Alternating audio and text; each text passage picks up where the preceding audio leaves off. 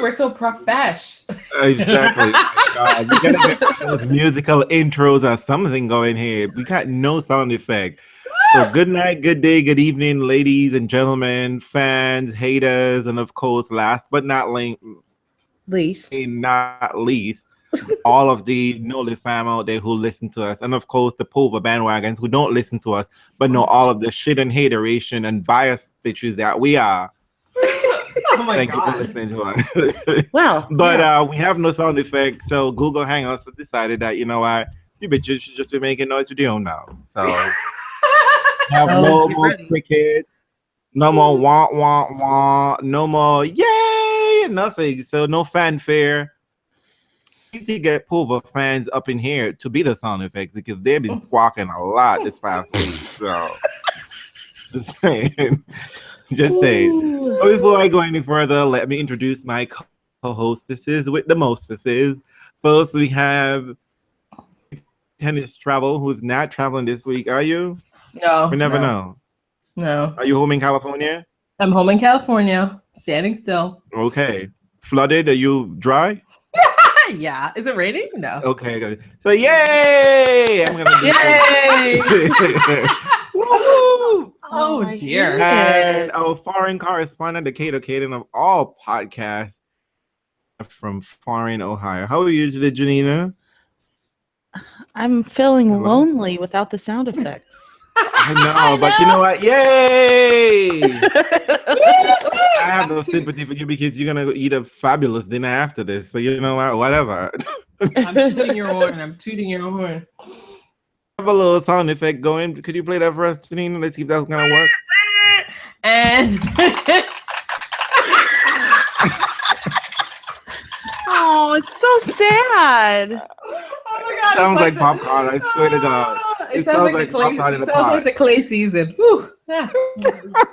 Oh man. So, ladies, I trust. What's been going on? And you, Realz, and always you, Realz. And of course, the yes. homosexual of the podcast, Realz, is here for you. Ladies, we are now in the full thick of it of the clay court season. There's no denying. I don't think there's any hard court unless we count play for Africa. I mean, they're playing for the whole continent, not just one country, not two, the whole fucking continent. In Seattle, I think everybody was playing on some dirt. I don't really regard Stuttgart as clay, but whatever, like the sand pit. But I mean, we're out. They're playing on something organic, apparently. Exactly. We're playing somewhere somehow, and I don't know. What about can we make any sort of? I don't know if we can make any sort of comment in general about what we see or what we don't see, but you know, it's here. Clay's here for the next what? Like it or not, 4-5 weeks. Like it or not, it's here, and it stays for so long. You know, exactly. I mean, my only observation is, I mean, I hate to say it out loud, but I miss Nole. I really miss Nole. Oh, you said it out loud. I saw that shit. I did. I know. I did. I know. It sounds crazy, but you know what?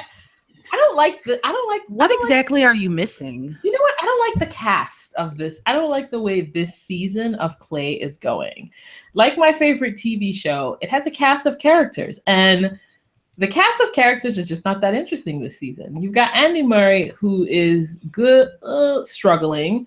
You've got Djokovic, who's barely around, really, because he's not sticking around long enough in tournaments. And Federer, of course, is absent. And then Monfils is absent. He usually sticks around. Clay, you know, Monte Carlo, whatever. Delpo, thank God, is returning this week. And so is Monfils. Where's he been?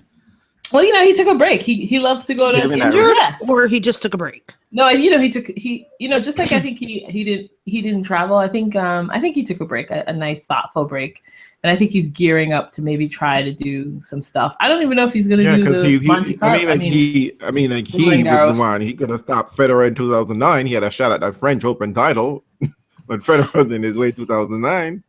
So he can play well. For the last couple of years, he hasn't really given his all to Clay, because I think for somebody like him with his wrist injuries, and I just don't think that's the kind of surface that he wants to be grinding out points forever. It just hasn't been the case for Juan Martín. So the thing is, the people on tour, I'm just not that interested in what's the storyline for Clay for you? what is it really on the men's side? At least, doesn't or on the exist. women's side. Like there isn't a compelling storyline. I mean, the big storyline that the general media is telling us is I just like fit. It's You know, like Rafa. your favorite It's TV show. Just Rafa. feel like episodes. It's just feel like episodes. It's just like we gotta put 24 episodes in the can for this season. So you know what? Just I mean, like I didn't think anything would happen in particular, but it's just been like I actually thought that I was sort of hopeful in the beginning that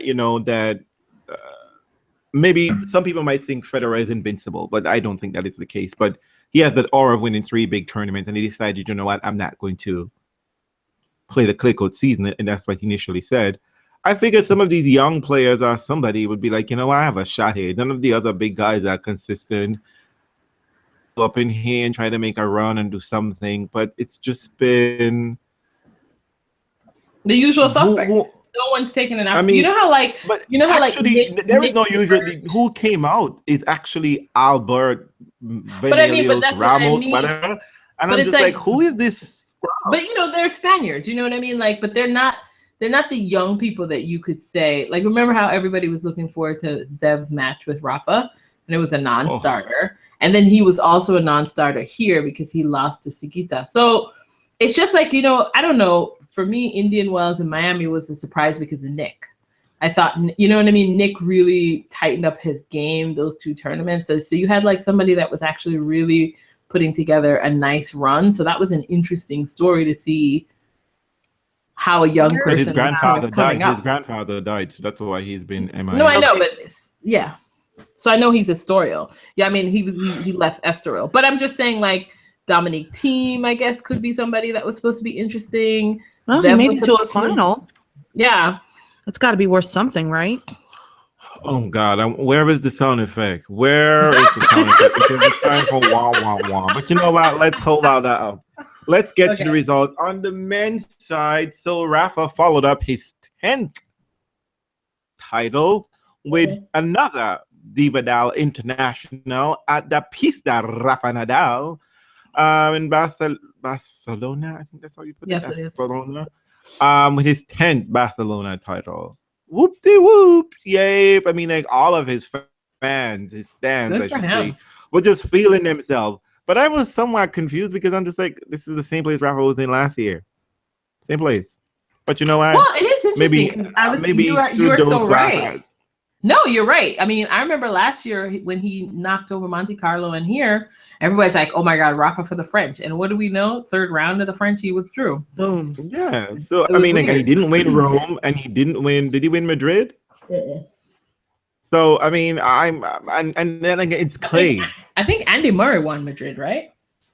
If I'm not mistaken. Won Madrid and he won Rome, no? I don't know. But he definitely rolled up in the French undefeated on clay. Yeah. No, I don't. No, I don't think. You know what? I don't think Andy won Rome because I think what he did was I think it was Djokovic versus. Didn't Djokovic play Rome? I thought Djokovic beat. Oh, you know what? You're right. In that final, after Djokovic had that really long semifinal against Kei Nishikori. He played Andy in the final. Yeah.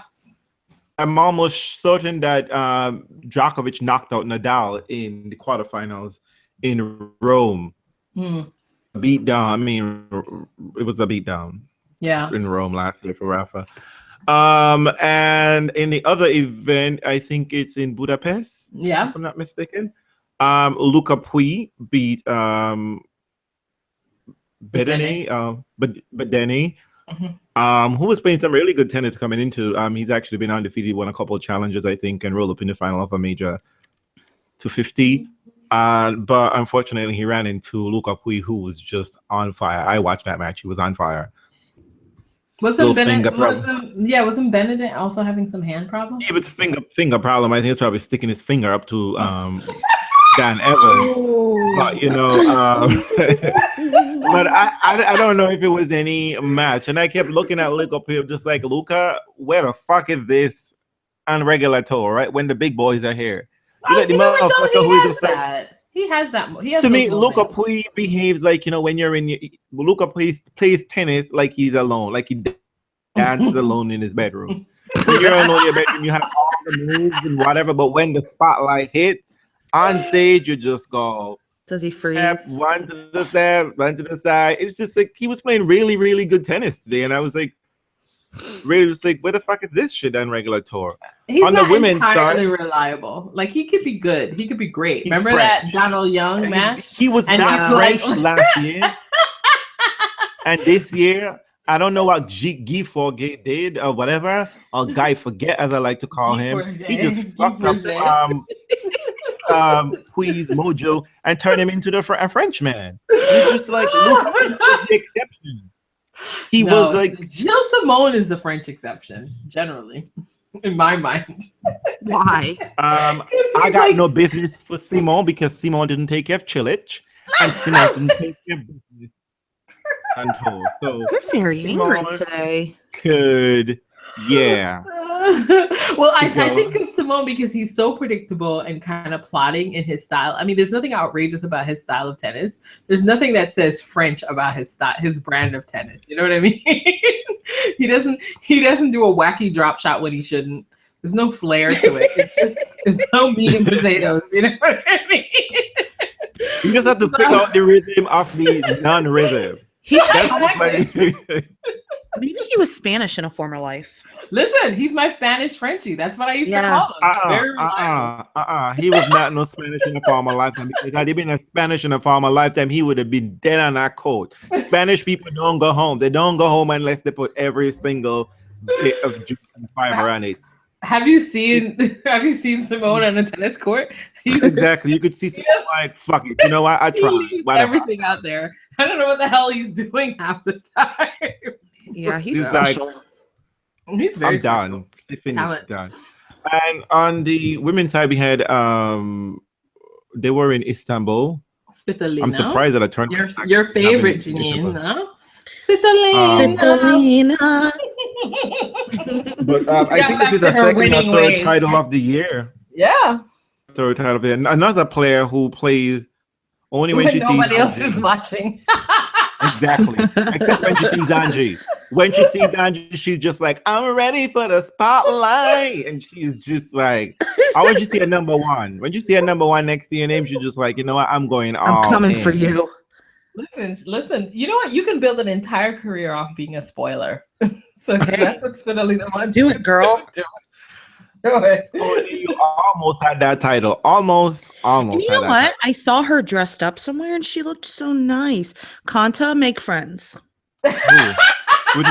Svitolina. Nice. Svitolina. Oh, God, please don't remind me. Don't remind me of that hideous, just absolutely disgusting show or whatever Porsche decided to put on at the beginning of Stuttgart. I mean, no wonder Maria was just like, fuck it. I ain't showing up here until Wednesday because I am not taking part in this fuckery. What was that weirdness? Oh my God. But you know what? According to the people who were reporting on it, they seemed like they were delighted by it. Maybe it's something you had to be there for. Yeah, maybe it just didn't translate well in pictures. Stop it. I mean, on TV, it looks ridiculous. But, I mean, you know, something on TV that looks ridiculous might be great because your ass is in the seat and you paid for it. So you better damn well enjoy it, right? I'm not buying it. Maybe. I ain't buying that either. Maybe just learn those things that you go to a concert, you go to see Beyonce, and you got to see some third-rate act up there. Be just like, yeah, you're so wonderful because you know what? Which we know something way better is coming off when you get off the stage. You know, so you know you don't want to have them up there for too long. Encourage them, keep them happy to get off the stage. But that was, I mean, women. Well, I think their thing is like they want to create like an experience, right? And I don't know, like how often do these towns of people come together? Maybe nowadays the best way to make tennis enjoyable is to combine it with a concert. Listen, that shit was weird. I mean, call it what you want. That shit was weird. Is that the women, the models who they always employ to show up at these events, whatever, look ridiculous. But somehow, Johanna Konta outdid it. She just looked like she made them look like they were looking cute and sexy. I was like, what? Leave. Listen, you cannot keep expecting these things from Konta. You got to put that away. You got to put that away. Look, so bad. You know what, though? I was thinking, though, I have to say, a homosexual man came up to you, girl, and offered you some free advice and some assistance. And you said no. Leave her alone. So But don't no, tell me honestly, anything, when I saw that, I was like, oh, I totally forgot who else was in the draw. Because let's be honest, who else was in the draw that you were paying attention to aside from Maria? I mean, that's how much the coverage was all about Maria. So then I realized that Kanta was in the draw. And I was like, wait a minute, Kanta's in this draw? She's playing pretty solid. Maybe she'll get her ass. I think. Yeah, right. I mean, I think apparently everybody. I actually expected a lot from her. Actually, I thought she was just like, you know what? Well, it is clay. I don't know. I don't have a memory of Kanta being pretty solid on clay. I don't. But it's have that indoor memory. clay though. It doesn't play the same. Yeah, it's fake. It clay, plays like a hard court. There is no wind. There is no dust up. You don't need to sweep the court or wet it or anything like that. It's just a boxer, stiff sand. You know what I mean? To me, it just looked like it's a hard coat and someone throw some dust on top of it and be like, yeah, this is clay because, you know, the ball get dirty. But everybody was there. I mean, like this is a premiere. Everybody was there and everyone left. I don't know. People look like they wanted out quickly. Yep. Because who showed up in the finals were two unseeded players. Two unseeded player. And as we say that, let's just say, you know, Laura Zygmunt, she's German, won Porsche. Meanwhile, whoever won the doubles won 2 bicycles. Fuck you. What? They got bicycles? You're joking. Yes, they got bicycles, push pedal bicycles. Yes, but don't worry, they're retail at $4,000. You know what's so great about it? It's like a perfect representation of singles versus doubles. Yeah. We're gonna give you a car and you take the bus. Better yet, take your bicycle on a bus. And what I mean, like, well, I was surprised they didn't give them 1 bicycle and be like, share it. You pet it around the time and you get it for 6 months. No, they should have given her a tandem. Exactly. Oh my gosh. I thought that they would have done that. I mean, that would have made some kind of sense or something like that. Bless. But you decided, you are a fucking car company, and you decided, oh, I'm gonna give the singles player a fucking car, and you get 2 bicycles. It's like, I mean, it's just like, I don't get it. It's just like, I don't know. It's like, you know, it's like when your friend goes to a fancy restaurant and be like, oh, here's a sandwich, eat this. And you have it on the green. I brought you some leftovers. You know what I mean? It's just like, you know, sorry, whatever. I had the most amazing meal. I had this is like this. Like having a degree. You want to see the menu? It's like that kind of shit. Do you want to see the menu? Fuck you. That was horrible. I mean, that was do better, people. And it's supposed to have to split that money in half. They get half the money the singles get, and then have to be split in half again. Fuck that. Well, they're not splitting it for the bike. They gave them 2 bikes. Listen to me. Had I won that doubles? You know what? Wait. Do you think if they sold the bikes, does it give them enough? The bike is $4,000. I told you we looked it up. Because it was a topic of conversation on Twitter. There you go. $4,000 is great. Because you know what? That covers the cost of going to the tournament. Because I mean, basically, did you fly in? Wait up, are you supposed to fly these bikes home? Do they ship these things for you? And also with the car, if you won, it's lucky for Laura, right? Because Laura lives there. She's a local girl. But like, look, that is a problem I would have wanted to solve. Okay, how to get a bicycle? What am I gonna do with this bicycle? Trash. Fuck you. I'm no ball kid. Give the ball kids a fucking bicycle because they ain't working for free. I'm telling you, had I won that doubles, I'd be like, look, bitches, I'm leaving here in that car. Your problem is to figure out which one Laura is gonna get. Because I'm telling you, I don't care which car I get into, I'm leaving here in a car. A bicycle? I can't put my tennis racket on a fucking bicycle. What's the value of the Porsche? What is a Porsche? A lot. Nowadays? A lot? Probably it's more than $4,000. Well, yeah, obviously, but do you think it's more than the winner's check even? Possibly. Interesting. What is the winner's check? No. I think the premier event has good money. It's probably like $500,000. Like, yeah, I don't know. Well, like I said, that is the problem. What kind I would of like Porsche to was solve. it? It was a Porsche, okay? It's just like you don't know what kind of. Okay. Fair enough. You know what though? But you know the tournament organizers like, okay, we either get to have Laura take a picture of herself in our car, or we might get KiKi. Which one do you want? And they ended up with the hometown girl. I'm not sure they're happy with that, but you get what you get. Exactly. I would have rather but I mean, like Stuttgart must feel, you know what? Hey, wild cards are the way to go, because I mean, like it's all about the wild cards. So who watched Stuttgart? What y'all like? Did y'all like the matches? So we did with the ladies first. So I didn't watch, to be honest with you, I didn't watch Istanbul. Is it Istanbul? Honey, I couldn't find Istanbul. Yeah. So yeah, the woman is in watching Istanbul. it. I was watching it from like WTA like previews and like shots on my Twitter feed. Well, last week I dragged that event saying, you know, like, I don't know, this is some bum event, because I don't remember what the exact word or how trash I think it said it was, when Genie Bouchard is the number 4 seed. Yeah. And then that was a good chance. That was a good chance for Genie. Think about that. Genie, I mean, Fidelina ended up with that damn title. It's Genie. Yeah, but you know what? And then, you know, she created some news for herself, you know, when people asked her about what she thought about Maria return wildcard, and she was just like, she's a cheater. She's a cheating bitch. I don't want this bitch anyway. She'll never be allowed to play tennis ever again. Disappointed. Well, you know, it's always the worst when the person's your heroine, right? Wasn't that how they cast that for her? Yeah, I mean, and that's the other thing too. I mean, like, I'm sure it's particularly because I mean, Genie, like us, she is looking at that career, last 10 years of Maria, and everything is suspect now. All of her wins, all of her comeback. Only for Genie and a few people. Genie. It was only illegal for a month, you know. So what I loved about these shady, you know, these God, I don't want to use Trump term, but you know, these tennis journalists, they just picked up on this news story to say some of the things that they wanted to say. So they pushed both Genie out there, you know, like, oh my God, she called Maria a cheater and whatever the case may be. And then allowed the father to go on, and then allow people to be like, well, this bitch don't even have control of her career.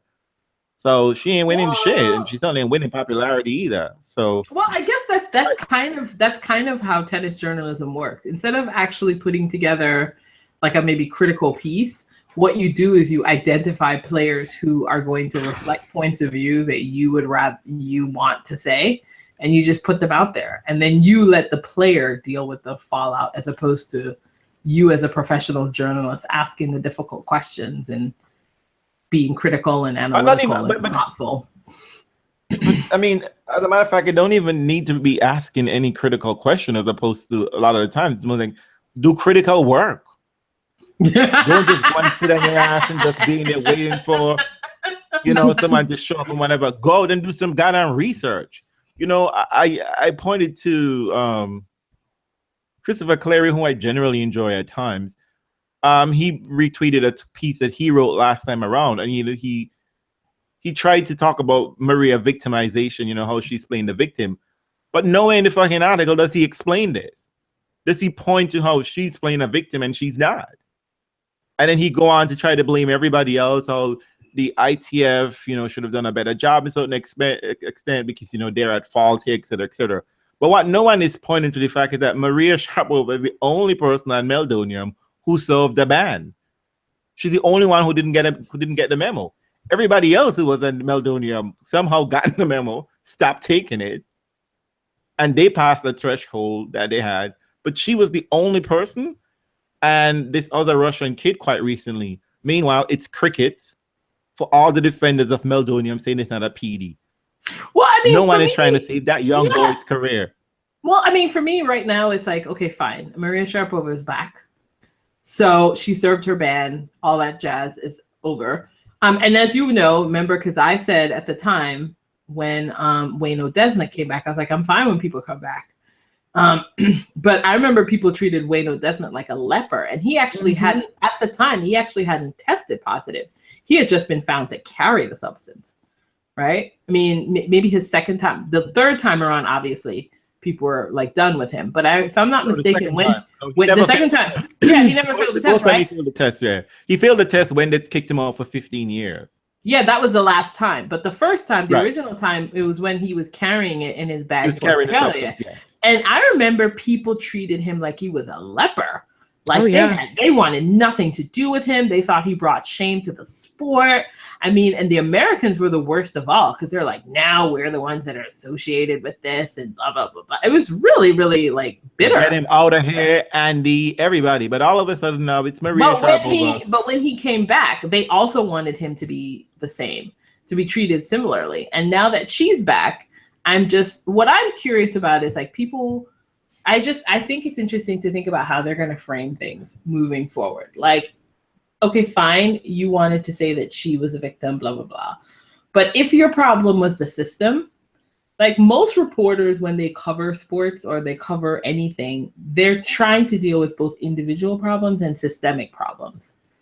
But I haven't seen any kind of like journalism around like the systems issues that supposedly Sharapova's case revealed, and how they're tracking to make sure we're doing things differently. I haven't seen anyone do that kind of labor around it. Like, have you guys read? It's not about that. Because to me, what is very clear was that Maria is a nucleus, or like this energy that they enjoy and they want, and they think brings sport. And this whole doping controversy is even more exciting and more fodder because she gets more press generated in pop culture. It's why people keep sandwiching her with Serena. I don't know why, because Serena's not even on the fucking tour and she didn't fail a doping test. But like, I can love Serena, but I'm excited for Maria to return. they got nothing to do with the other. I don't understand that. It's not the same thing. And no, it's also the other thing that they feel like they have a clear leader, right? They have a clear, definitive person that they can follow, because tennis about following the tour. They want to follow few people. So they're not interested in the other women there who are trying to get up, whatever. You might have a cute personality and whatever, but and also it's the reliability of Maria to show up at tournaments and win. So they back in a winner, and there is like, tennis has this clear choice, and get the economics, which is always at the root of all of these problems. Portia's throwing a lot of money at WTA right now, and these journalists have to put all their lines up in a row or they don't get quote unquote access. Maria is the face I mean, like, you couldn't find anything more fucked up than this system, right? Here is a woman who comes back early from her doping, gets she's banned for 2 years. Then they say no, it's 15 months. She's unintentionally doping when everything suggests that she was using this as a PED. She's the only person who allegedly didn't get the memo. She drags the entire sport under the bus, drag all of her fellow players under the bus. She says, I am responsible for this, but then blame everyone. She even throw other players in there and be like, oh, well, you know what? I don't have to fake injury or, to hide from tests, etc. She gets the ban reduced. They make up some bullshit excuse, which I cannot for the life of me understand, but whatever. She gets 15 months. She goes in a campaign and say, the ITF tried to put her out for 4 years, etc. And they break the rules at a Porsche event, one of her main sponsors, early. And on top of all of that, then she, in the middle of the tournament, a tournament that she was supposed to win, by all accounts, she looked like she was heading to take this title. And then, and Porsche is going to be the new leader for the World Ending Championships. Well, that's not confirmed. For WTA. Right. That's not confirmed yet. No, it is confirmed. I'm almost sure it's confirmed. Well, how are you sure? Because it was deleted, no? So was that no? Someone else. Someone else confirmed did it. Yeah. Well, no. Maybe that explains why there was such interest in making sure that everything goes smoothly for Porsche and anyone that reps it. Because WTA had nothing to say about. They have been ridiculously silent throughout this entire event. So, well, I mean, it's interesting. I don't know. I mean, I'm curious. I don't know what a tournament is supposed to say, really, or even the tour. I'm not even sure what the heck they're gonna say, or anyone can say about any of this stuff. Like when an ATP person gets banned from the You're sport. right. It's not been alleged, it's not confirmed on the website, but I saw. Yeah, no, it's not. Yeah. So that's an open question. I thought there was some news that Porsche was going to have a deeper relationship with the tour. So let's keep our eyes out on that. Realz tennis fans. Yeah, it's BNP Paribas WTA Final Singapore at this point. Yes. So it's not entirely free. And I'm checking the road to Singapore, and you won't believe who is in the top 9. Who's in the road to Singapore? I'll tell you what. First, Karolina Pliskova. Number 2 is Caroline Wozniacki. 3, Joanna Konta without any makeup on, in sweats. I'm sure. Yeah. 5 is Venus. 6 is Svitolina. 7 is Elena Vesnina. Anna Lucic Baroni, which I'm sure is a picture from 1999. And you know whose name you haven't heard yet?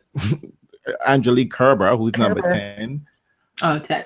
9, I guess, who's in there because I don't expect Serena to come back 4 months afterwards. So she's gonna pop a baby out in September. I'll be like, yeah, October, here I come. I'm gonna play my spot. It's Kuzi is number 9. Like, this is a rather interesting video. It's very blonde though, no tea, no shade, but it's very blonde. But it's also a very boring field. I mean, is there anyone on there that is compelling to you to watch or care about? Well, Venus, but I don't know if she's gonna make it. Well, I mean, what's great is like it's the oldies. The oldies on that, the oldies in the list is what's gonna keep you interested, right? Because that's over. Oh, I'm sure Mariana Lucic Baroni is gonna roll up in there and take this fucking title right now. I mean, but talk about the fact that the person who won last year, wasn't it Aga? And now or was it Sibakova? Was it Sibakova? Sibakova won. No, Sibakova. So I mean, this is a really weird. It's a weird period. Like no one is emerged as kind of anything right now. Everyone, it's a wait and see.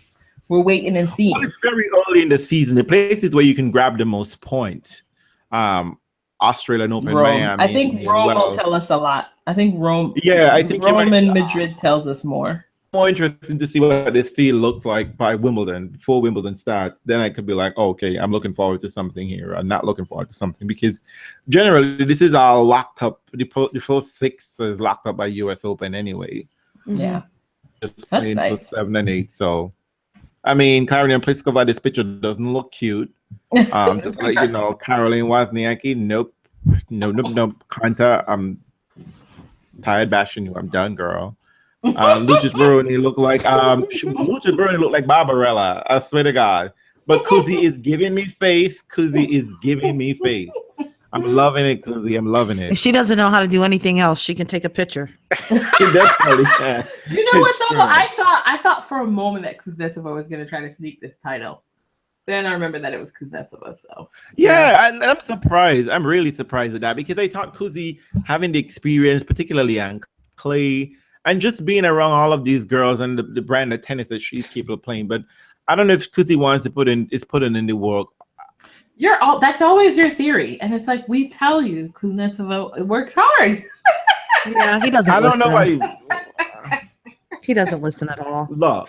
But like okay, I said, but wait. I'm not so interested in the all of that aside. What did you guys see and notice about Sharapova's play? I did not see her strike one single ball.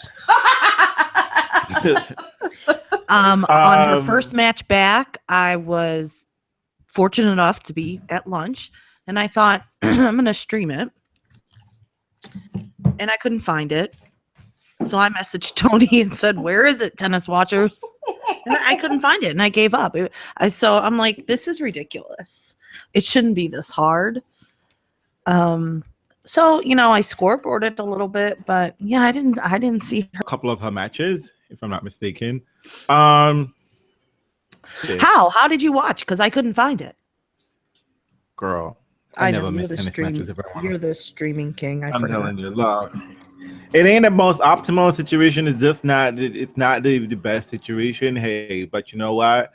The NSA don't need us streaming to get into my fucking business anyway. So, well, I tried to watch. I didn't watch any of her original match. I tried to watch the KiKi match. Mm-hmm. That stream was janky.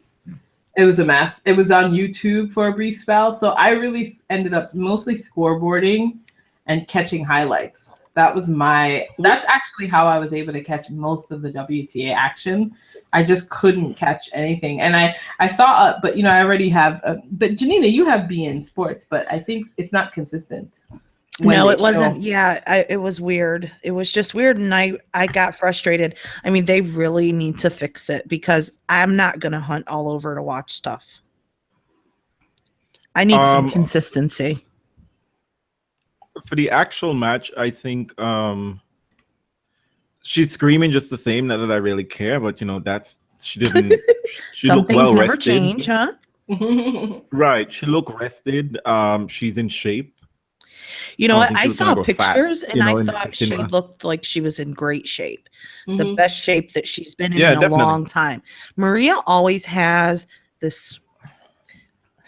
I mean, she's not fat, but I don't know what other word to use. But it's like she almost has this little piece of fat right above her breast. And Yeah. You know what it is? She's in too small a clothes. Yeah. She squeezes herself into size. But She's it's stocky. always Medium. there. She's and it stocky. wasn't. Yeah. She's It wasn't stocky. there. Yeah. I did notice that. But Yeah. Because I noticed she the has important big things. shoulders. Though. She has She's broad broad shoulders. Yeah, but I think it's because she squeezes herself into tight things. So it's like, I don't know if it's like a. So it isn't that she's fat. I think it's just too tight and just kind of lumps Outfit, over. Yeah. It's a design. Yeah, I think when she's standing still, she thinks it looks cute because oftentimes you think you look real cute growing your hair.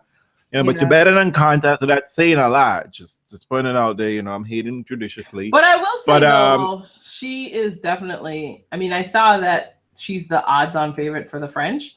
And Really? I mean, Wow. given, but let's be honest, given the tour, given the state of the tour, I mean, she is consistent. That's what you will have to say about her. You know what I mean? Like that's she's solid, that's but why there's nothing. That's why she's the number one betting hope right now. But if obviously Serena was around, it would be Serena. But without Serena, what do we always say? Without Serena, Sharapova owns everybody. Right. But the thing that I noticed that she didn't work on anything in her game. No. Whatever they were doing is the same shit. The serve is off and could be completely off.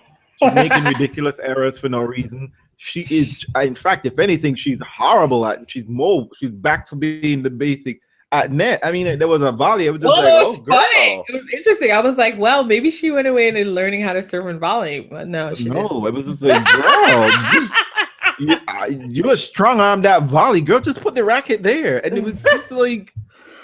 But I mean, and she's is she's anyone on intensity is tour still there, demanding that though?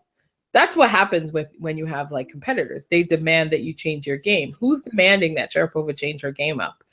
The thing about Novak demanded it of Rafa and Fed. Did she look rusty at all, though? I mean, did not she? really. I mean, I think no, not really. No, I wouldn't say that she did.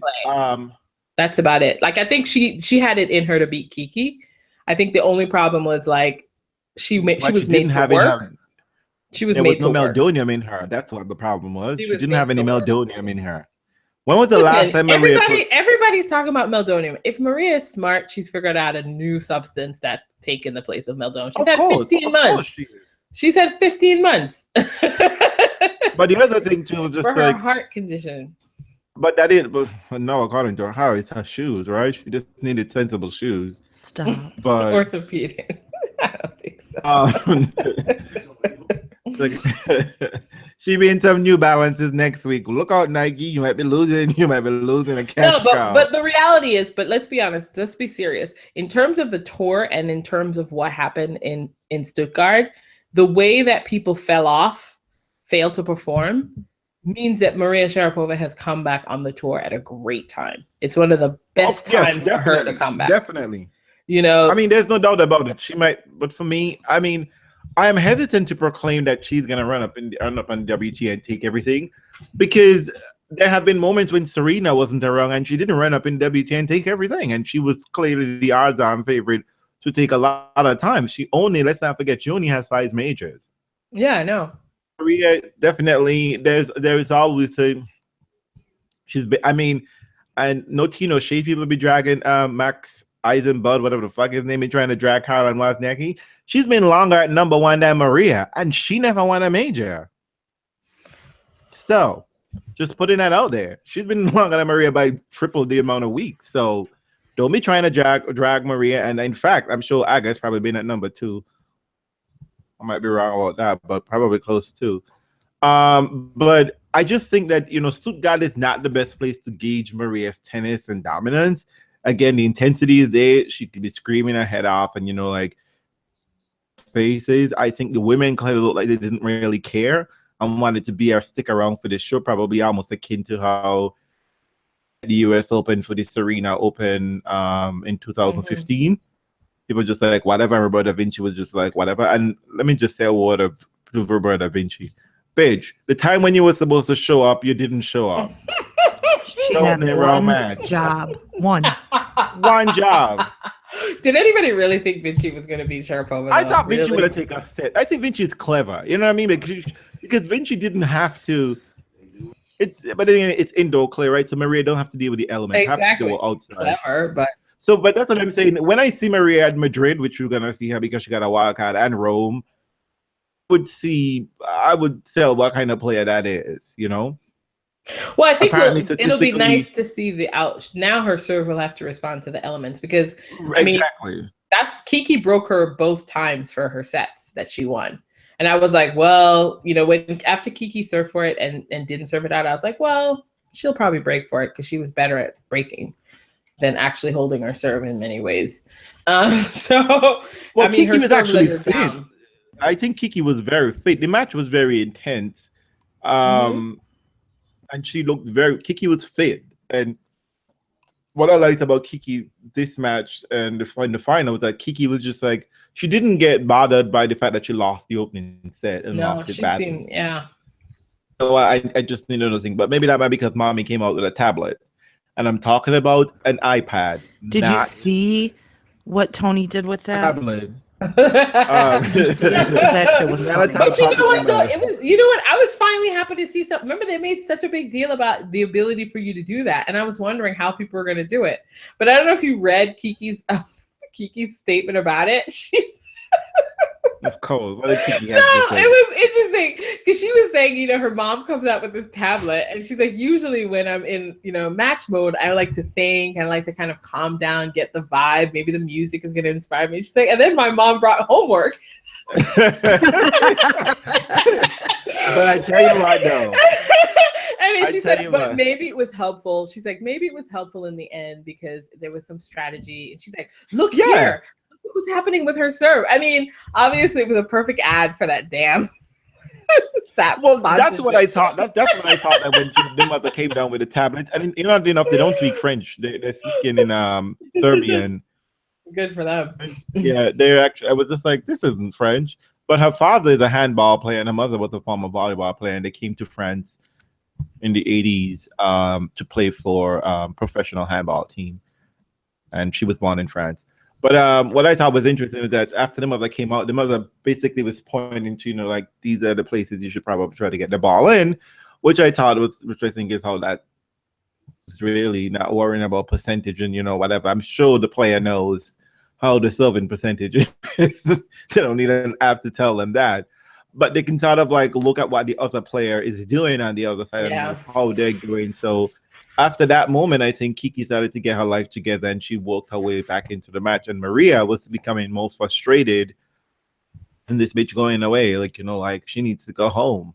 And she had already seen herself being like, yeah, she was trying to say shit about me. I'm a cheater. Fuck, I sent that bitch home. But what, KiKi sent her home. But, unfortunately, she got to deal with the match shenanigans for Laura Zsigmond. Oh, God, I can't stand that girl. Was it messy? She was doing, the whole, like dragging it out, asking Mariana Alves, who is just the worst show ever. She just doesn't know how to control a match at all. I don't know. People seem to love her. She gave her a point penalty.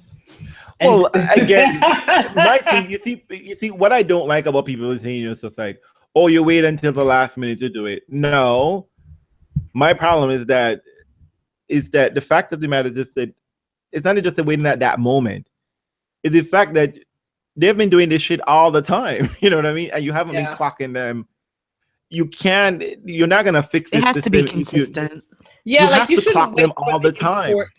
Yeah, you should be like, this is a time violation warning. This is a time violation warning. And if the person's losing points after points, that's fine. But at least there's some consistency in that. Why wait until this poor girl is serving for the set? That doesn't make serving for the match, actually. I don't care when they call. That to me is not the issue. I think it's the issue if you've ignored it all match and then you call it as there's. You better keep ignoring it. You can't do that. You know what I mean? Like, exactly. Why are you doing it in the like the last game? Okay, I'm gonna call you exactly because you're not. To me, it's just the reason why I don't like it when it in that way. Just like you're not covering the behavior.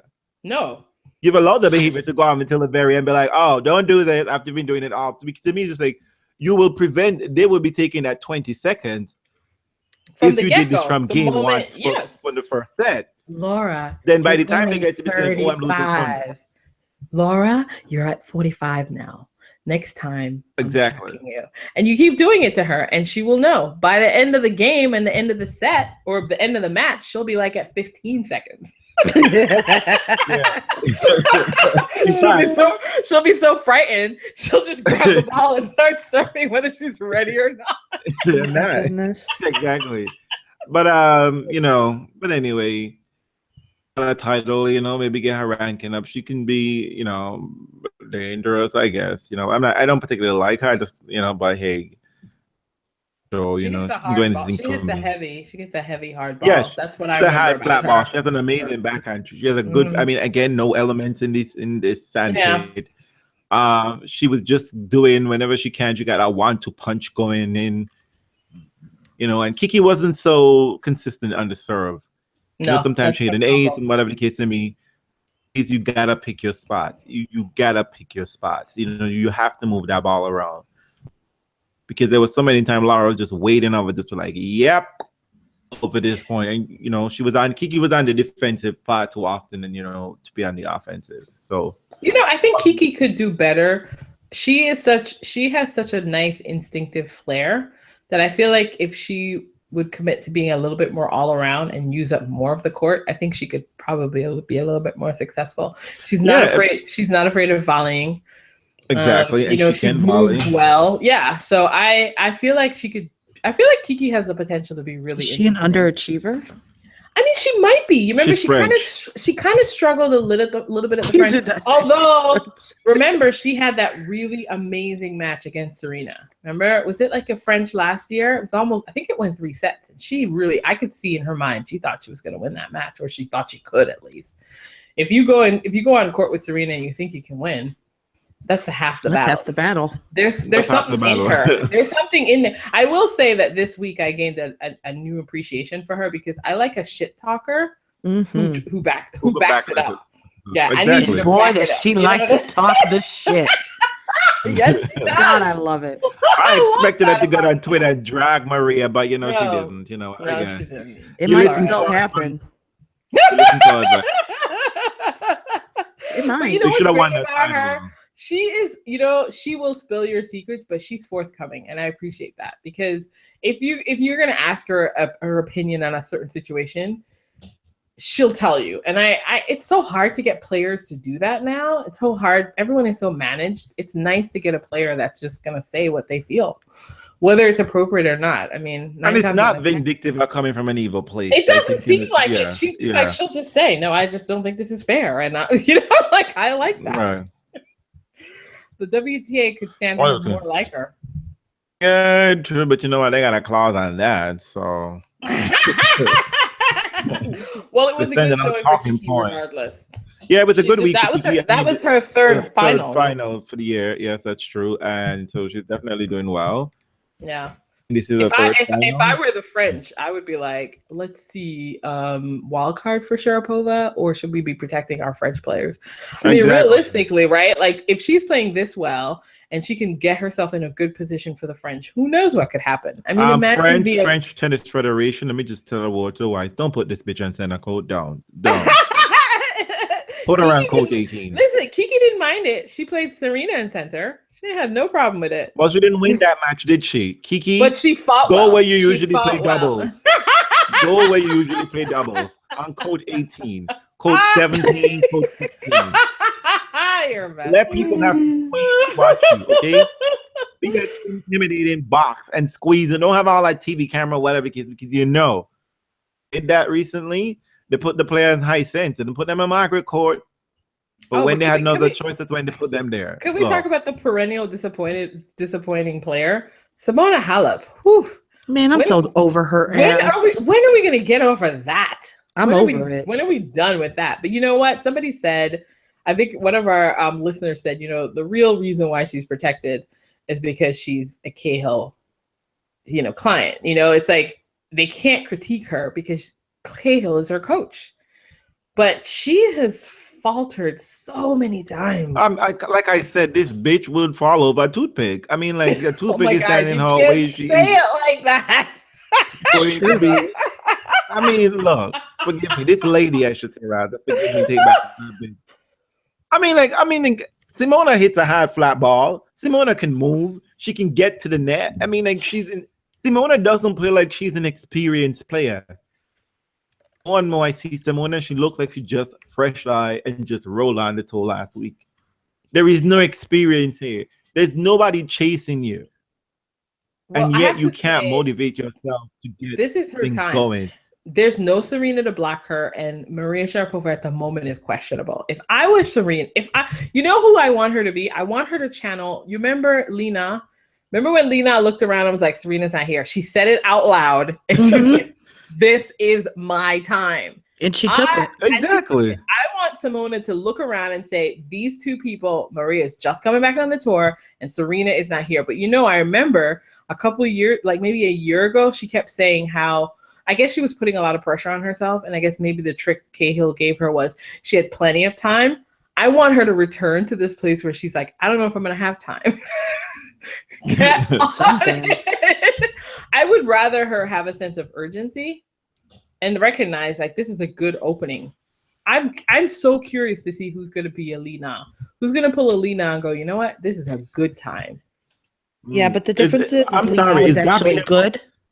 But you know what, Lena was always a falterer. She faltered on big moments, but I tell you, when she made that decision and was aware that her time, that that she was not going to be blocked by the usual big players, she took that moment. I'm hoping that our Lena is going to be Sibylkova. Well, I feel like Sibylkova might be that type to be like, listen, I'm taking my shot. I was too busy posting them sexy pictures on Instagram. Did you see that shit? I was like, where are you going? She looked like the Wicked Witch. Dark eyes and everything. You asked that where you're going like such a parent, Janina, like such a parent. I wanted to tell her to put some clothes on. Oh, you know what though? Oh my gosh, we must move on. I know Janina's gonna wrap our knuckles soon because we've got a time crunch for her. So let's keep it going. So let's get in on the men. What up with the men, yo? Well, I have to say congratulations to Luca Pui. I thought Luca Pui, like I said, he played with, when nobody's watching him, and he played really good.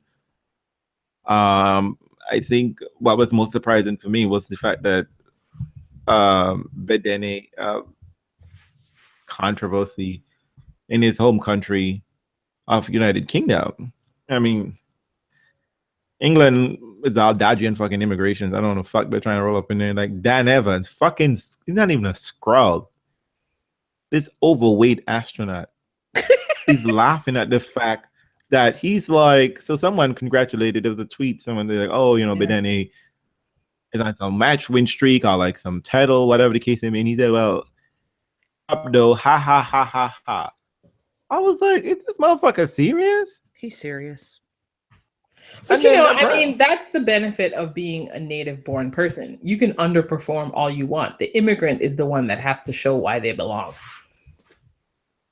Well, that is true, but that's the universe we live in. Like immigrants have to prove they're good, prove that we're smart, all of that. But the natives can be as lazy as they want to be. Andy, no, this is not cute. Andy Murray, I'm going to put pressure on Andy Murray. He needs to talk to this boy because that is ugly, it is rude, and it's insensitive. You motherfuckers in the turn around and roll all here for Johanna Konta. So it's not a matter of immigrant, it's how this immigrant looks. Because no one's saying shit to Johanna Konta. Well, no one's saying anything to Anna Kanta because she doesn't have any competition. At the time, remember, it was very desperate. I mean, the Brits had like Andy, and then they had like 5 or 6 scrubs. And they, you know, they had to really make a decision. You know, it was close enough for that to be problematic, for people to get desperate. If Kanta had 4 or 5 other British ladies, like, for example, if Laura or Heather were doing better, you might see some feelings come out. But that's not happening because Kanta's your only one. But no, his issue was that he just shouldn't play for his country. Now I'm just like, bitch, please. He was petitioning, right? He petitioned to play for the Brits at the time. This is why I keep going back to this Davis Cup weave, right? This motherfucker Dan Evers ain't doing shit with his fucking career. But you know what? He gets to be the wingman on Andy Murray's Davis Cup team. Yeah, I know. They gotta play him a whole level, right? Yeah, it gives him a whole level. So he gets to be in the town. He feels he gets some free pussy. Someone be like, "Oh my god, you're on Davis Cup team! Yay, yeah, whatever." You know, because for the average person who don't really watch tennis, they know Dan Evers is not even a scrub. Playing qualies every other week, and all of a sudden, I mean, that was so. I mean, like, yes, you can have these opinions. Maybe, God, you're not even entitled to these opinions, but you must have it, I guess. But seriously, that was disgusting to put out there. Doing the fucking work you're not doing. Whether he plays on the Davis Cup team or not, he's doing the shit. He's working hard on the tour. He's getting the job done. He's playing the matches, getting his ranking up there. He's working out, and I know for sure he had a hot fucking girlfriend. What does that have to do with anything? Oh my God, stop. Because you know what? That's the other thing. That's the other thing too. Oh my God. It's almost on my list. But no. At the end of the day, he's letting his tennis do his talking. I think at the end of the day, Benedet's hard work is going to prove more useful in the end, I would assume. Right? Yeah, I mean, I just can't. I mean, like, come on. That ever get in the fucking gym, okay, boo? Get rid of those man boobs. I'm not even here for that. And Andy Murray, go get your boy. Go get your boy. Andy Murray's too busy trying to get his game. Oh, can we talk about that? You see, I told you. You see, I just knew it. You see, Andy Murray needs to manage his schedule better. He's in this era where he just needs to do that. Because Andy Murray has built his game on this fitness, right? Because remember, he was this young, hot talent back in the day when he was like 19, whatever the case may be. You see, he was in the era of the Federer. And then, you know, when he felt that was kind of waning, to rise. So he never really got his moment. Put in the hard yards. He's working really hard on fitness, and he was always pointing to his muscles like, yeah. I mean, those pieces should be in that long sleep. But you know what? Hey, I'd be cute for somebody. That's ain't cute for me. But I think he's paying that his body, he cannot keep up. The egg doesn't work for him. Whatever else of the shit he tried, it's working for him. Egg. I mean, vegan. He tried the egg. It didn't work. You know, the vegan gluten-free diet didn't work out for him either. But maybe, Andy, what you need is some rest. Because the end of you remember a couple of years ago, he made this massive push to get to the year champion because he wanted to be in London. And then got nearly double bageled by Federer in the end. He just crashed, but he just hit a wall at the end of last year. He made this massive push to get to number 1. Yeah. And then Djokovic was just like, fuck it, whatever the kids. I mean, Andy played every goddamn, he played everywhere since the beginning of the click-out season because he thought like it was him. He probably had a shot at winning the French. He's had a ton of time off. I mean, I think for him, I think Andy's just one of those people now who it just takes him a while to get himself going. Like, I think Andy is going to be primed to try to defend his title in Madrid, which I think he shouldn't have a problem with because it's Madrid. It doesn't play like any other tournament. So I think he should feel like he's got enough match play there.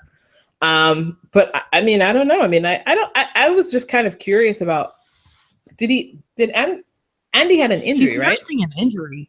Yeah, he's got that. Well, he nursing an injury. He asked for a wild card here. Then he got to buy because just to have like more match play. Yeah. Right. But you know, I mean, I don't think this is anything close to what we're seeing with Kerber as number 1 and Andy. I don't think it is anyway close. I mean, we forget about him. We forget that he's number 1. I think people don't talk about him. I mean, he's number 1. Can we just talk about how Andy has managed to lowball the expectations of him? Look at how much punishment Kerber gets as the number 1 player. And yet Andy continues to get a bye, failing to get to finals week after week. It's because he has an injury. Maybe Kerber needs to start saying she's got some kind of injury. She's better. She better because people are far more generous than Andy. Everybody's like, "Oh, Andy, let him get, adjust." Da, da, da, da. But poor Kerber, she's gotten the finals. I think it's definitely male privilege here because everyone is just like it is. I mean, like you're right. We can all say it's an injury, but everyone is giving the old excuse. Well, Federer showed up, so hey, Federer's in the draw. Nadal is here, so no. And even when Djokovic was number one, they played that number one. They were showing up and winning fucking. Well, yeah, I mean, they really fought. I mean, listen, I don't mind that Andy's being a somewhat passive number one, or at least not very present. But I will say it's a real different day. I mean, the number one used to be like top dog. This is top dog. Walk around alpha. It's not happening. It's not happening. Let me tell you something. Federer and Rafa are walking around like top dogs. Yeah, Andy's been allowed to he's become a little bit of a bridesmaid again. I don't understand what happened there. Who fucking knows where Nole even is? You know what it's like? It's like finally Nole around. Period. Is he gonna do Madrid? I don't think so. Is he doing Madrid? I have no idea. No. I feel like he's about to pull I'm not gonna say that. You think he's gonna disappear and retire? I'm done. Bye. Yeah, bye. I would not be surprised. Yeah, I see him lately for a little while. I don't feel like he's in it. Well, yeah, then he needs to go and take that break and get his head right because something is off. And he looks like shit. He's so absent. He played, we already knew. So I'm curious. To me, this week is an interesting week coming up with Madrid. Is Madrid this week or is it the following week? Madrid the following week. Madrid will be interesting because everyone should be back aside from Federer, and we should start to get a sense of what people's season is going to play out to look like. Because otherwise, on the men's side, I'm completely clueless. I mean, people say that the women's side's kind of like a men's side is a big fucking clusterfuck too. It is too. I mean, it's fine that it's Vidal, but that's only because we know them, right? And we know what they're capable of. But for the rest of the people who've been leading the tour, I don't know what the hell they're doing. Where are they? What are they about? And the men's tournament this week is all about the B guys. It's Kohlschreiber, it's Delpo, it's I don't want to call it Delpo B, but he can't play as often, obviously, and it's Monfils and right. It's Kohlschreiber's tournament, Sorry, Janina. He's the defending champ, I tell you something. Hey, so I was watching the Dominic team. I watched the Dominic team and Andy Murray semifinal, just for the shits and giggles. I was like, oh, wait, I have a podcast. I should be watching this tennis. But it was boring as fuck. Something. Andy Murray played in Spain for a long time. I think he probably may be able to speak Spanish if he can. Yeah, I think he can speak Spanish. Mm-hmm. And you know what? The people, they were empty seats. They don't listen. You can't blame them because nobody watches. As that match was over, there was the number one player in the world. Who's number one by a significant margin? People just keep before that. It's not like they were waiting for they just rolled back up in there like they were eating lunch someplace and it just started filing in. Soon as that match was over, pulling up that stand to watch Nadal play Zabayos. I mean, no. But you know what? You can't say that though. They only watch Rafa there. There was a Spanish player playing, and the stadium was empty. I was like, wait, these people show up just to watch Rafa play. That's the I get that, but it's the number one player though. No, it doesn't matter. But number one, even screw the number one. It's also your Spanish players are playing. I thought that they would have come out more because Murray had this Spanish connection. He played in Spain. He loved Spain. In fact, he became Andy Murray in Spain. No. I don't even think they even notice it. It's I care. You know what it is? It's true. It's because you don't remember that Andy's number one. Honest to goodness, in your mind, who is the number one player right now in your mind? Federer. It's not Andy. It's so weird. And it's been Federer, and now it's becoming Nadal. Now it's Nadal. Andy is. You don't remember. You I literally know. don't This is why I remember. can't Novak is MIA. It's so stupid. It's really strange. This is Well, why really I strange. refuse to acknowledge anyone who tell me some shit. It's the big foe. It's the big foe. Fuck you. I mean, like, There where is is no big Stan? At least Oh, he, Stan like, is absent. You know what? Stan is busy taking pictures of his penis. I'm telling you, look. Did you look, see that shit? Look. Wait, Stan is just what did I wearing miss? up. Wait. Tell me, y'all. I missed, and so maybe our listeners did. What did we miss? Stan took a picture of himself. I mean, he just took a picture of himself, and I'm gonna assume that it had more to do with the funky pattern on his shorts. But it's a total fucking crotch shot. Donna girl, You know, and Donna girl. Then he, I think that trap baby girl, because you might be well, replaced. Then he's posting this, oh, Evian, new drink, whatever. And I'm just like, what are you doing? Like, you're a fucking weirdo.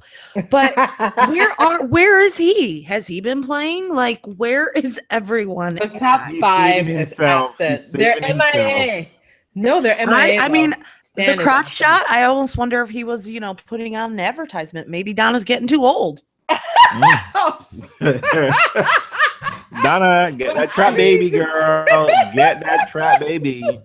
Well, all I'm saying, so it seems to me that I'm not the only one that feels like this season lacks energy. Like everyone, it does. I mean, they're MIA. Oh, it's not about Nadal. It's not about Nadal. You know what? It's good for Rafa that he's still 100% in it because everyone else is like 75%. That's true. It's true. Someone got to do the heavy lifting this time around, and it ain't Federer. It doesn't got to be Nadal. It's you. You got to push the toe. You got to push these men. Well, I think it's interesting that Federer has announced he's going to play Roland Garros because that was up in the air. And I think we kind of all expected him to just not go there. Yeah, since he didn't play last now he's going to play. But I don't want to share it. Why do you think it? I don't want to share my opinion. Well, okay. It's a podcast, so you have to. That's why we're here. Okay. Why do you think? Tell us all. So while Federer was fucking around with Johnny, is not Federer, you and these fucking dodgy friends again. Federer was checking out the tennis, and Federer was just like, really? I could probably win this shit. I think that's exactly what Federer is thinking. It's just like, I have a chance. Yep. Because by he's now, not going if he doesn't believe he can win. First of all, he's not. Especially when he now knows what it feels like to miss a Grand Slam. Doing it the second time is not going to be that big of a deal. Especially when he third time actually said he didn't know. Well, yeah, but last year Roland Garros was the first one. So right. But now, and he said publicly that he wasn't sure if he was going to play any clay at all. And now I agree. He's assessed the situation. And he's like, let me roll up in this bitch. Yeah. Well, you know what I was because you know what? Because I mean, this is by this time, typically in the past, by this time, we would see the real clinical prowess of Nadal, right? We would get a sense of whether Nadal is invincible or not. Yeah, he's not there. We haven't looked at that because one Nadal hasn't played any top players. He hasn't played any top players, but he's not playing great ball. Not according to the people watching him. People are saying that Nadal is back, and it's really that's because he's winning. It's hard though to know. No, they say he's back because he's winning, but what has it taken him to win? Who is he? He's not. Everybody's ass. Like, I mean, he played well today, and the scored line was impressive, but that hasn't been the case. Team can play better. But Dominic Thiem doesn't play the kind of tennis. Yeah, Dominic Thiem can play better, but Dominic Thiem wasn't playing the kind of tennis that could be effective against Nadal. Dominic Thiem was standing in the bleachers. Yeah, against Nadal. I'm not convinced. I'm not convinced. I mean, the favorite going in, I think he always is. I think he always will be, especially if he's winning titles before he gets to the French, because he is a confidence player. But I'm not saying He's bad. Yeah, I don't see number 10. Yeah, so I I'm honestly curious don't to think he's see. winning the French Open. I don't. He's not winning the French. I'm saying that already. He's already saying it. He's already called it. Rafa's I'm not saying winning the that French. because I tell you why. Again, like, much as what we said here, but again, he isn't doing anything special. He isn't doing anything different. He's winning on clay. Oh my God, it's Rafa, king of clay. He's winning this. He's won Monte Carlo and Barcelona for 10 times. And Federer, I saw that little dig you did. I saw that motherfucker. You said, which is unbelievable. He won 10 Monte Carlo titles, and he's played me a couple times there. Bitch, come on now. You know Rafa can eat your ass. Rafa is eating your ass on clay, okay? Listen, that sounds like a fun Don't time. be coming for the somebody. motherfucker a little bit, okay?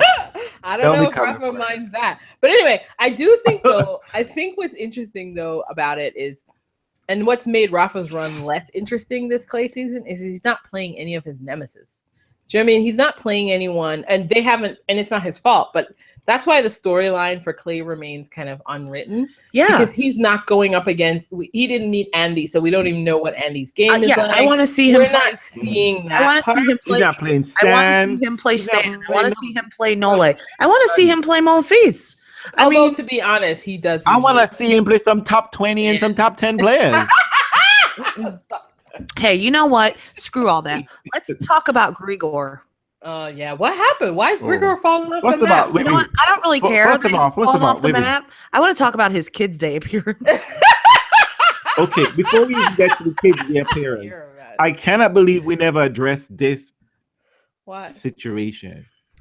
Federer, let me just put it out there. Stop with the boy band bullshit. Y'all sung horrible. Y'all off key. Oh, is there more? Stop with this shit. They were great. There's no more, but we never addressed that situation, okay?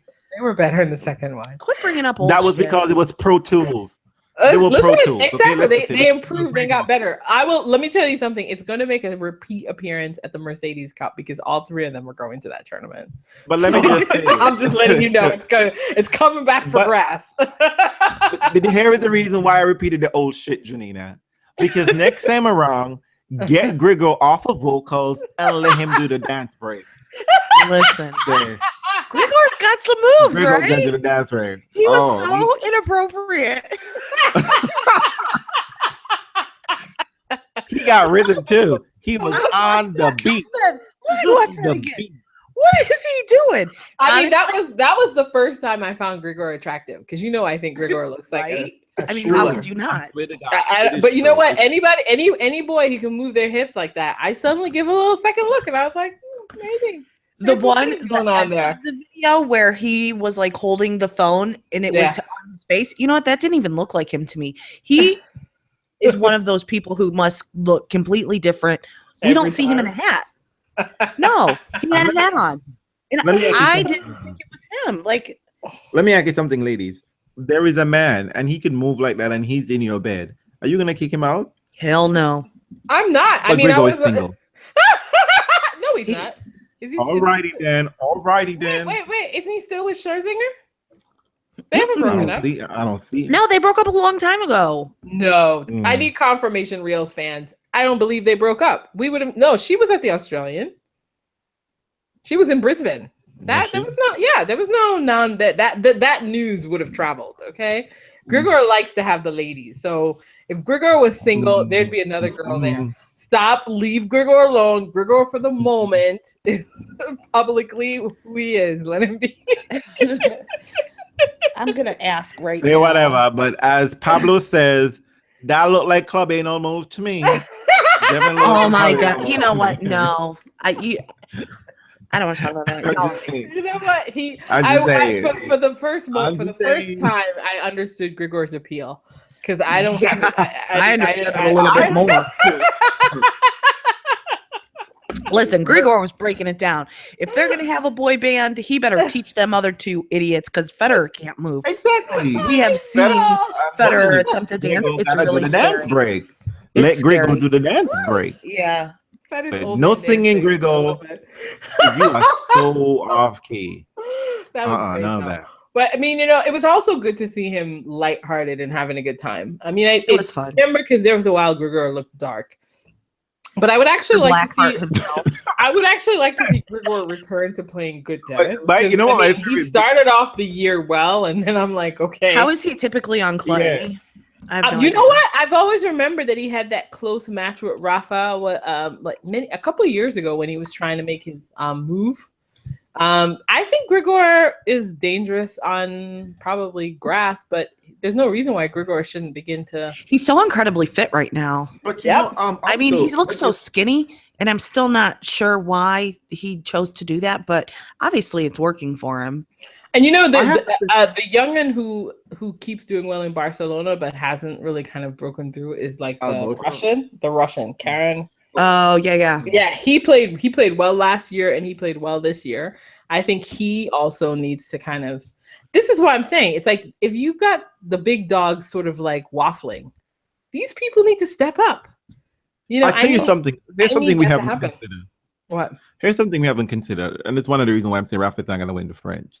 And his wife says, like, Rafa has played a lot of tennis, and he's going to play a lot of tennis rolling up into Paris. Because he's definitely going to play in Madrid, and he's going to play in Rome. And I know he's been doing this shit before, but you know what? He's 30 plus now. 30 plus. Losing his hair. So that shit is going to matter. What people are realizing, you know what? It kind of makes sense if you take a little break. Yeah, they do. Or rejuvenate, get your life together. You don't need to run on every match. You don't need to run on every tournament because you know how to play tennis. Yeah. And it isn't about being match fit. Well, and isn't that what you want but it doesn't help when your body is run down. Isn't that what Caroline just said though? That's why she's decided to change how she's training and stuff because you got to give your body rest. I'm shocked that Caroline recognizes that.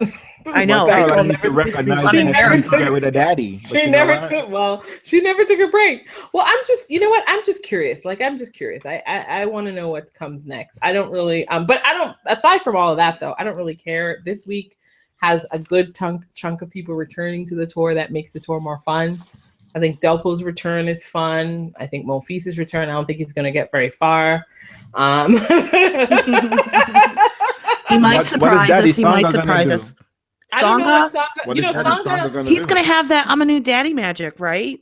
He better because you know what? Tsonga's got two. I mean, he's not because it isn't real. He's got 2 kids. I mean, he's got 2 titles.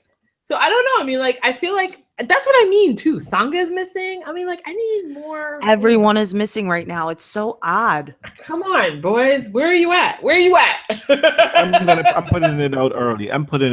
For the French, it's Raja or a Frenchie. Oh my God, you're crazy. Okay. You're crazy. Yeah. Man, you're totally crazy. That choice. I love it though. I love it. Yeah. I do think that Novak is going to work really hard to try to defend it though. It's who I'm backing. I mean, Novak isn't. What people are not realizing is that one of the things that was key to Novak is that there was a singular focus of mind and body. But that's what I'm thinking. I'm thinking he might get that singular focus back to defend. I don't think so because when we have seen him lately, it looks like he's trying and it's not working. Yeah, the same energy. That's why I'm curious. Yeah, I'm curious and to the body see. He not hasn't figured there. it out. Yeah, he hasn't figured out maybe what. the juice is too much or whatever the case. His mind and body is not. I don't think his body is holding up as well as. Oh, I didn't tell you. So we could talk about this. So maybe last week, I meant to bring it up. So they were interviewing Novak's old coach. The Davis Cup coach. Okay. His suggestion to Novak, which I was like, I guess that's not going to happen. His suggestion that Novak could talk to one person on tour that would help him. And guess who he thinks Novak should talk to? Roger. Did he say Roger? He did, didn't he? Yes, yeah, he said did. Federer. Yeah. He said that Novak should go and talk to Federer. And I just thought to myself, that's so true, maybe, right? They both have, who else has reached the pinnacle as much as Novak has, really? It's Fed. Mm-hmm. They're the most comparable. I know everybody makes Rafa Fed's foil, but the one person who's actually in competition to sort of outdo Fed is Novak. Because he's more all around. You know what I mean? Like Rafa's clearly clay goat, but Novak is really the person who's going to push. Yeah, push, right? And I thought to myself, would they ever get into a room and be able to do that? Would Novak even But, ever call up and be like, "Hey, I need to talk to you"? I don't think they like each other very much. Do they? It's But not he only said that. he said that Novak asked his advice when he was going to have a kid. It's totally different, though. I'm sorry. It's different, though. I mean, because stop that, Andre. You're being a little they're cynic. both. No, they're both. I You mean, can talk to a coworker. You can talk to a coworker. Wait. Let's, Janina. You could talk to a coworker about your family and what would you do as a parent in a certain situation. Doesn't mean you're going to share your work secrets. You know, you can have that friendly conversation on one level. It doesn't mean it's going to translate into a professional level. I don't see them. You don't see that. I mean, Federer clearly talked to Nadal during the fall when they were both struggling.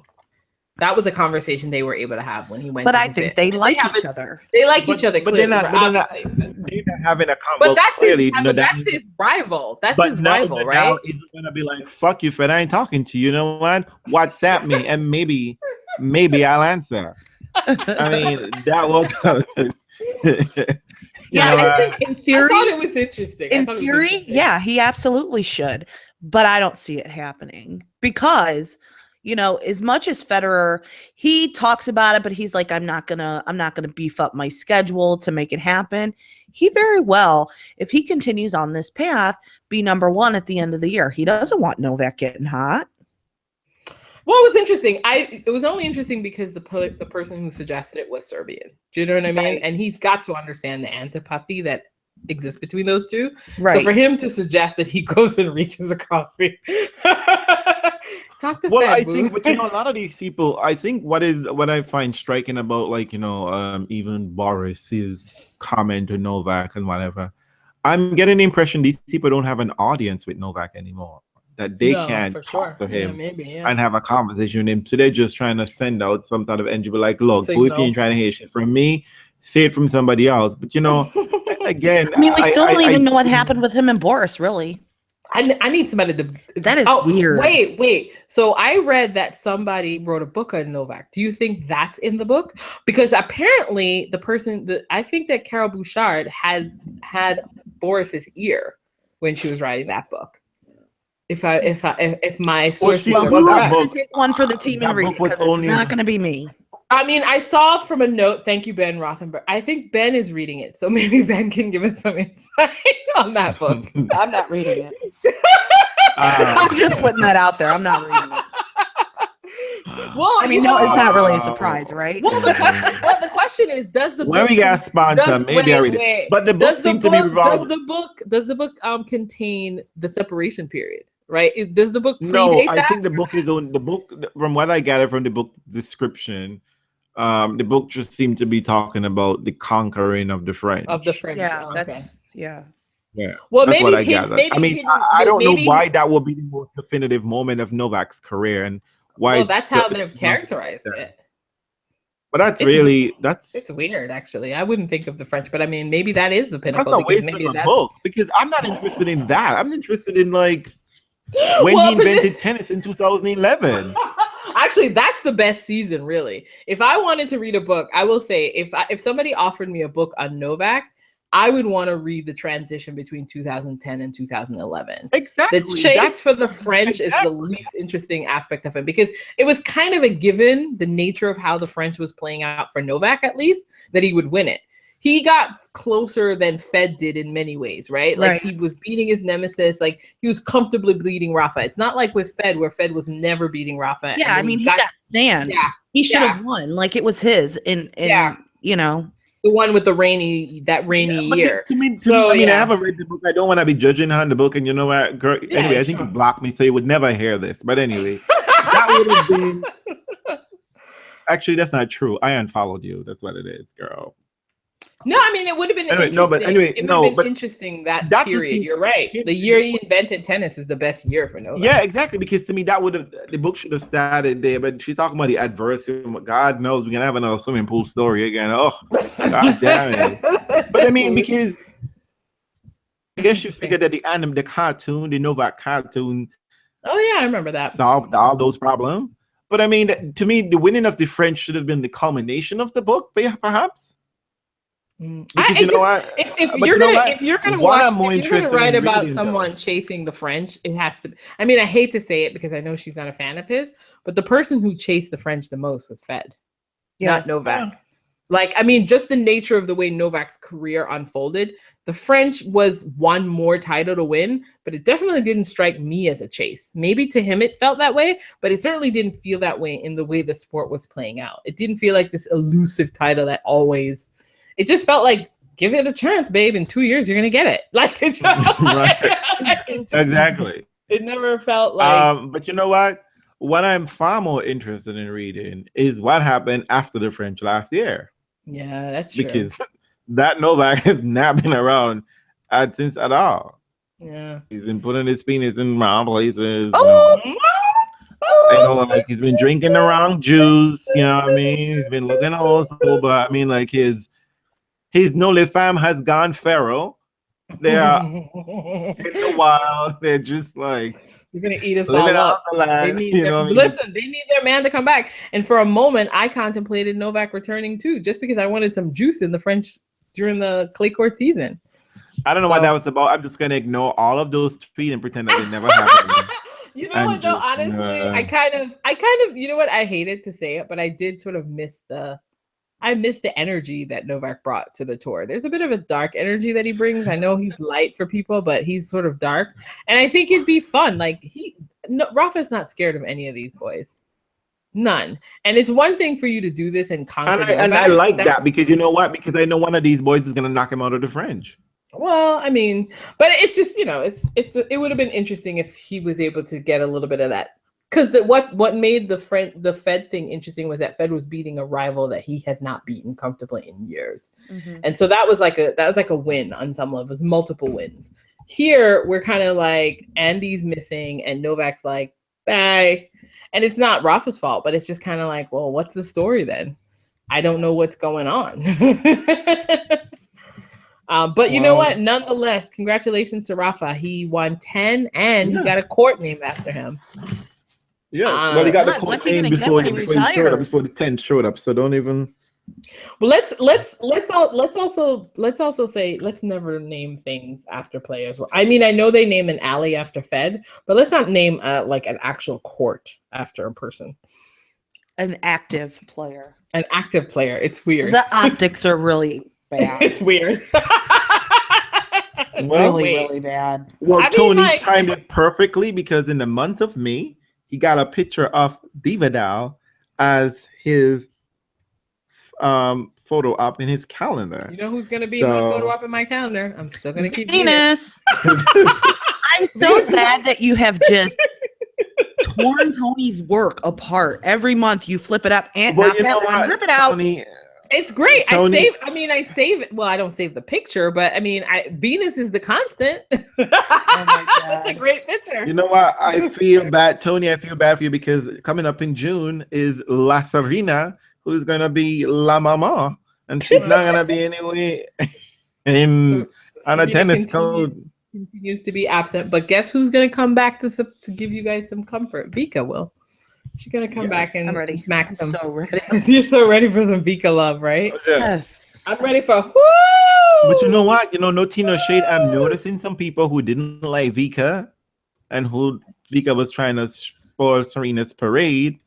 I noticed y'all be loving Vika now. Y'all been making some strange bedfellows. And listen, I'm loving Novak now, and I'm not really a Vika fan. I'm just ready for some competition. Yeah, I mean, she's hardcore. I need some of that in my life. I do like her court energy sometimes. I do like her court energy at times. She's a fucking bitch, and I love it. No, she's a mother, so she can't be a bitch. She'll be a strong woman. That's what she be. She won't be a bitch if she's a mother. Okay. Well, I'm ready for that next time someone calls me. What should be? They call her lioness. She'd be like a mama protecting her cub. You could just imagine the bullshit Mary Corell is ready to write. Well, I think everything happened though. So last week we had Nastasi issued a non-apology, which nobody cares about because non-apology. God. I mean, And people stop making excuses for that 70-year-old man. He's got to just stop talking. basically, and just show stop typing, just whatever. Yeah, I mean, I don't know who okayed that statement to come out there, but I swear to God, people, y'all are fucking crazy. And WTA, again, I keep saying, you all are not defending your players. Yeah, these people are playing dues, standing up for their players. Y'all needed to come out there and back Serena to the hill. Y'all need to come out there and back She had to these put her women. own statement out. She got to put her own statement out there. And I mean, like, whatever that trash that man was, God, it was just like, well, you know what? Everyone who knows me, I'm not racist. You know, I took it out of context. It was just, it wasn't even an attempt at an apology. Just say I'm sorry and then just make an close it down. Exactly. Say I'm sorry and close you know it what I down. mean? Like I have to today, I guess. Say you're sorry and close it down. But anyway, so coming up this week, it's Loyalty Day apparently tomorrow. I don't know what that's supposed to mean. So if you're cheating on your wife or cheating on your husband or your boyfriend, get your life together and at least confess tomorrow. Be loyal to them that one day. On the men's side, we have Esther in Portugal. Are you making this up? Well, no, it's actually all calendar. It's always actually on the books, Loyalty Day, but apparently people are getting upset because like Trump made a statement about it, but it's always been apparently on the books. Okay. I don't know why they do this thing. Why they call it on the men's side, we're not talking about that, man. Sorry, we're just not talking about the orange Kool-Aid. On the men's side, we have Estoril, we have Istanbul, and we have Munich, and we have Rabat. I'm not sure where that is, but something tells me it's Turkey, but I could be definitely wrong. Are we still going to go to Turkey? Do we go to places where the president is doing weird things? Yes, we do. In tennis, we always do. Yeah, it's interesting. I was wondering about that. Yeah. Tennis don't make political stands. It's a good thing. It's a good thing we're not going back there for the World Tour finals, for the ladies' finals. Oh, and we have Prague, which is better known as the Czech National Championship. Because I swear to God, I mean, Czech rolled out every single girl. I'm telling you, if you're a ball kid and you look like you hit a ball just in a rally for 2 minutes. But you know what though? That's how you in there. You better use that tour to pay attention to who's going to be on that Czech team. Yeah, because 10 years. That's how we know all of these Nikovas and all of these people. We found them first at the Prague National Championship, the Czech National Championship. And apparently, Yanko Tipsarevic is playing challengers these days. I don't even know why I know that, but I do. Yes, he is, and he's ordering. I think he won. I think he won one this week. I think he's working his way back. He's working his way back on tour. All right. Yanko's trying to do the hard way. No wild cards as best as possible. And somebody got to hang out with Nole. Hey. Does Nole have any friends on tour? I mean, seriously, does he? He does.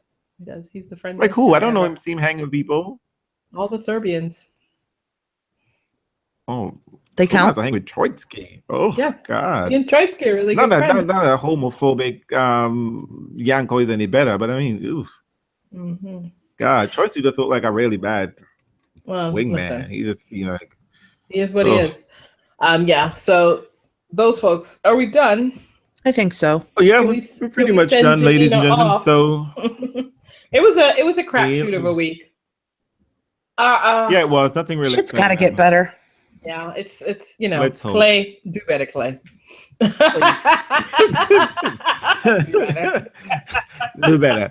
And don't forget, fans, I'm sorry we don't have entertainment, the sound effects, just gonna deal with our voices, everyone loves Janina. But don't forget to comment below. We are found on YouTube. And you don't watch a podcast, Miss Povestan, whatever the fuck you are, you listen to a podcast, okay? So when people say don't watch us, they're right. You should listen to us. And on iTunes. Other people not to watch us. That's great. It's like, this is why because I made some comments about Povo because I said, the meldonium shit, whatever, because I do what I do. And she was just like, she found me. And then, let me not even get into some Danielle Nole fam. I don't know who he is. I know he's insane on Twitter. He must be a lovely person in real life. But he came at me and I said, please don't engage me. Don't engage me. He just like, thanks, no thanks. I'll engage whoever I want to. is funny. He just like, and I am like unhinged. As long as Janina just like- didn't get anybody upset, because Janina is the one that gets people upset. I just have this really special talent of pissing people off. Well, no one was Right. pissed off this week, so we're already ahead of the game, right? Exactly. So don't forget to listen to us, and don't forget people who secret listen to us. You're gonna see a lot of shit. If you can't give us credit, give us a check. Okay? That's all. Ciao. Good night. Good night. Good day, Ryan.